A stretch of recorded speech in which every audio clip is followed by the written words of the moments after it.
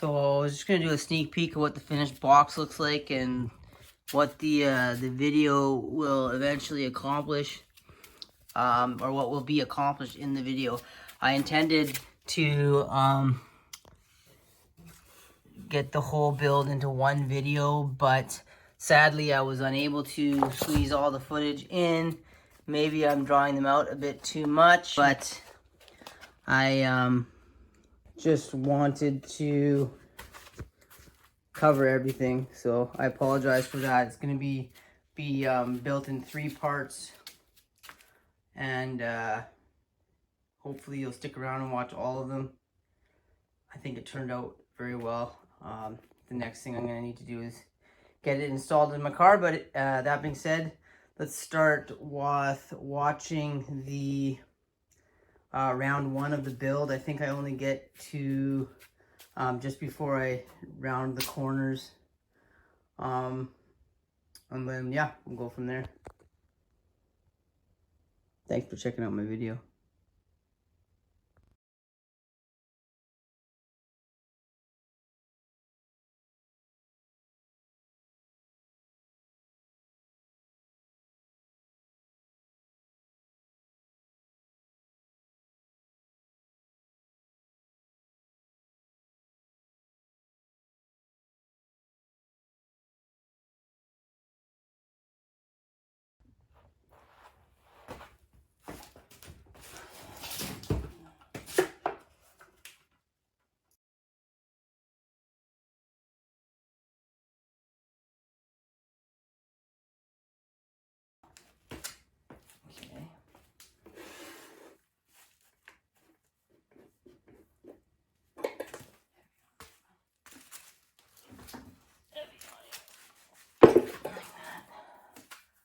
Okay, now.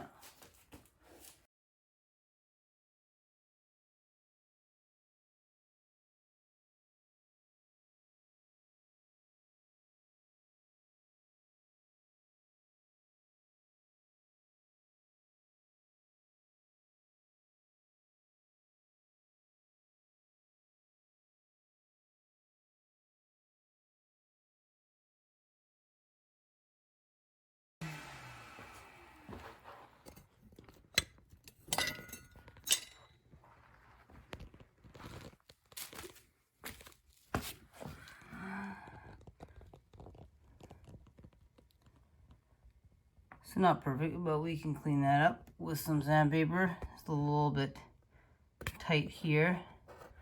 On the radius a little bit off, but that's okay. I will make sure I double check that on the other side, but it's just aesthetic. It's not going to affect the box. So I'm going to go ahead and do the other side. I'm not going to record that though.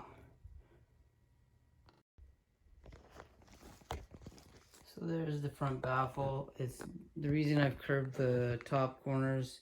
Sorry, it's not the baffle, the front panel. is because it's going underneath the C-pillar subframe inside the trunk.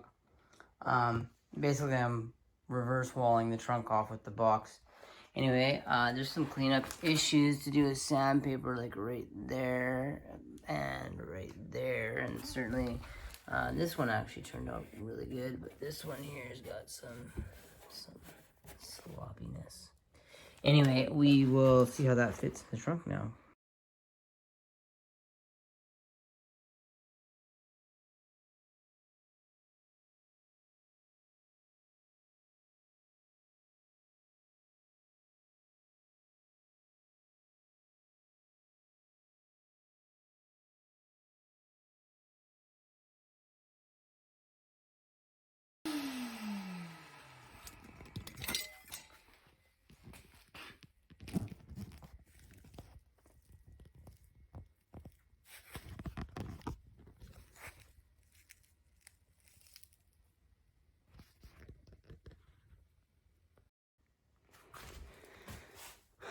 So I just finished doing the cutout for the sub to pass through.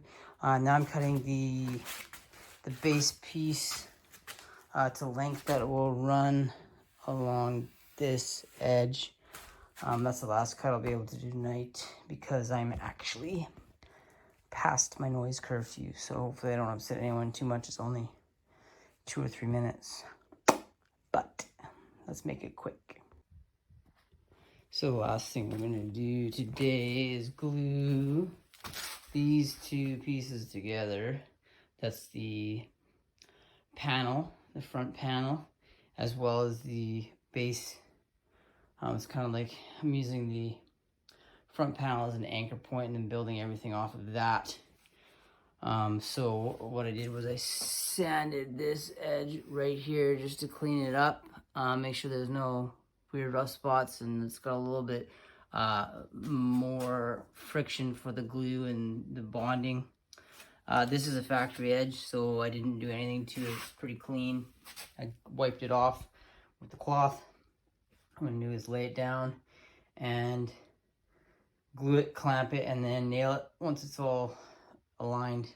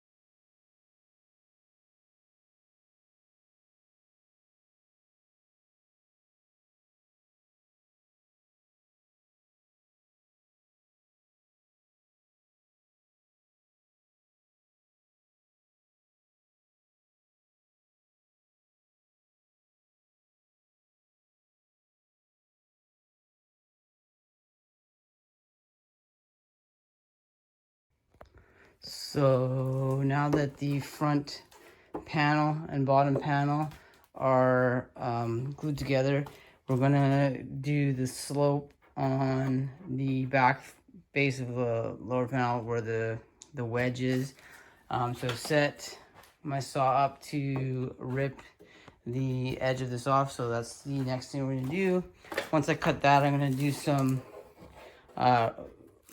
routering out of the base and eventually the back panel as well, because it won't quite fit the sub in there how I originally designed the box, but we'll talk about that more later.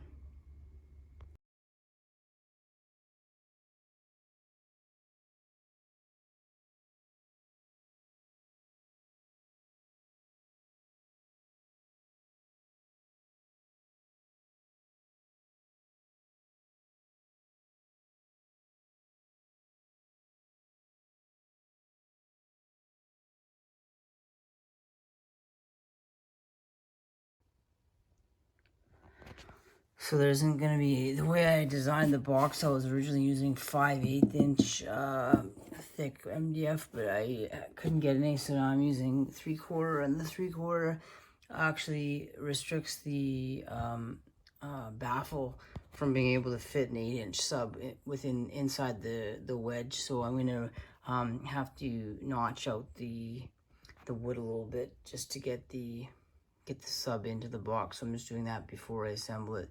So I'm going to take the plunge router and notch out a little section. So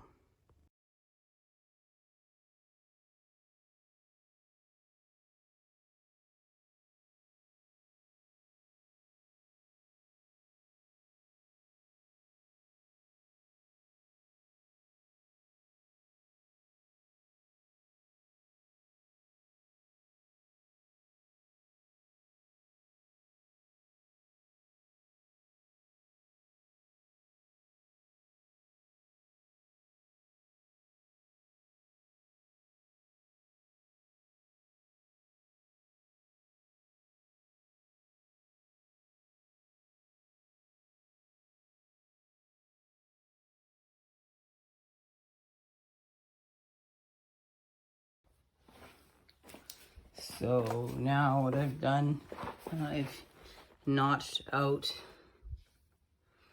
around the baffle, which is this line here and this line here. That's where the baffle is going to sit between the front and the rear chamber. This is the pass-through for the sub to go through. There'll be a panel in there. The next thing I'm going to do is mount the top panel, and just for interest's sake, let's see what we got here. Oh, that's a bit short, isn't it? So this is just a alignment piece, just to see how well my cuts are. Maybe not perfect, but they're pretty darn good. Okay, next step, glue it on.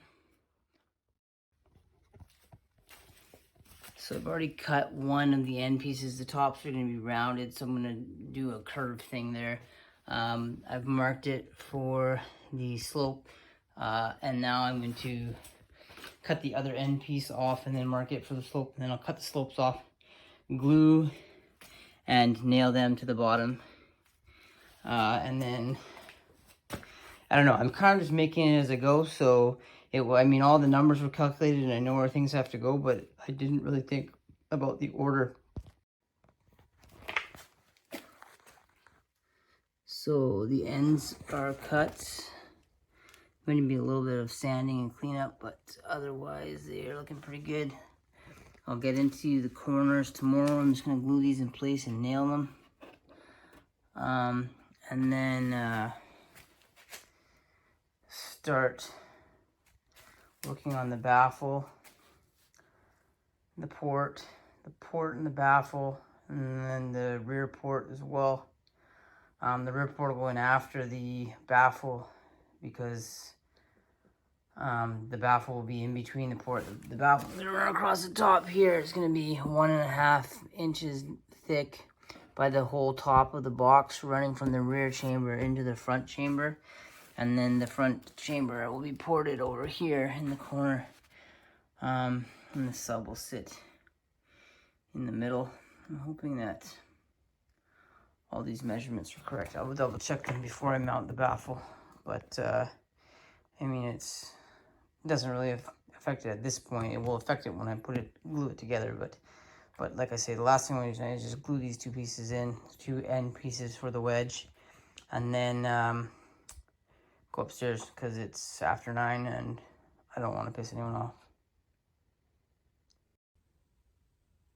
So thanks again for checking out this video. Like I said, it's gonna be a three-part series to get the whole box done. Of course, this is the end of part 1. I will finish the box in part 3, and then I'll have a separate video with the install and the subs going into the car and seeing how it sounds and what kind of numbers it can put out. But anyway, like I say, thanks for checking this one out. Hopefully you'll stick around and watch the next 2. Yeah, hopefully you'll hit that subscribe button. Anyway, thanks again.